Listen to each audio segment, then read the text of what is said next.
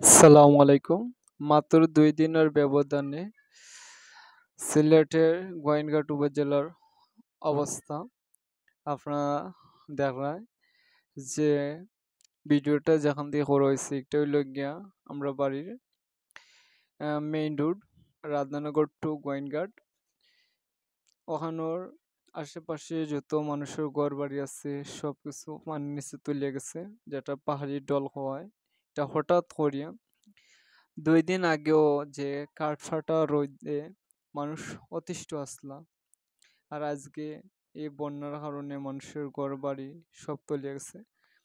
আসলে আসলে আল্লাহ চাইলে সবকিছু সম্ভব, যেটা আমরা বারবার আমরা সচক্ষে দেখতে পারলাম।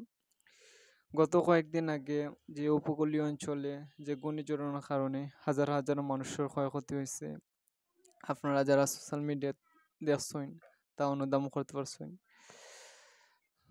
আর এখন আমরা অবস্থা ইনশাআল্লাহ আল্লাহ রহম করছেন, সাথে সাথে পানি নামিয়ে গেছে গে। আমরা এলাকা মোটামুটি উঁচু আছে, যদিও হাওর অঞ্চল যেদিকে আছে, আমরা সিলেটের হাওর অঞ্চলের মানুষ প্রায় ৫ থেকে ৬ মাস পানিবন্দী থাকবো এই পানির কারণে। আমরা এলাকা মোটামুটি উঁচা থাকার সত্ত্বেও যদি এই অবস্থা হয়, মানুষের ঘর বাড়িতে পানি হয়, আর যারা নিচু অঞ্চল আছেন তার কোনো অবস্থা হইব আপনারা একটু একটু অনুধাবন করলে আপনারা বুঝতে পারবেন। এটা যেহেতু এটাও আমরা এলাকার মাঝে, জাফলং এলাকার মাঝে আমরাও এলাকা মোটামুটি উঁচা আছে, বাকি সব বড় হাওর অঞ্চল। ও যেন আপনার সামনে যে দেখায় ঘর বাড়ি এগুলো সব পানির নিচে এখন বর্তমানে আছে। আমি যেখানে আছি বর্তমানে বর্তমানে যেখান থেকে ভিডিওটা করছি এটা হইল গিয়ে সিলেটের জাফলং এলাকায়।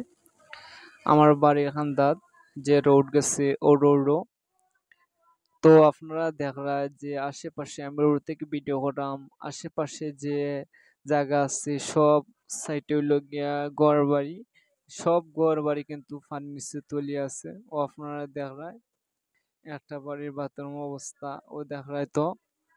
আর এর মাঝে বাড়ি, এটা একটা আমার বাড়ির হান্দার যে বাড়িটা আছে ও বাড়ির অবস্থা একটা। আর বাকি তো দেখায় আপনারাও দেখা যায় এগুলো সব তলিয়ে আছে বর্তমানে।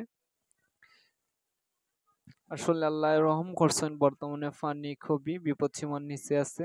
অন্য এলাকায় দিয়া এই পানিগুলা জমছে, এখন অন্য এলাকার মানুষের ঘর বাড়ি আমরা যে সিলেট এলাকার অন্য যে অঞ্চল আছে ও অঞ্চলও আছে।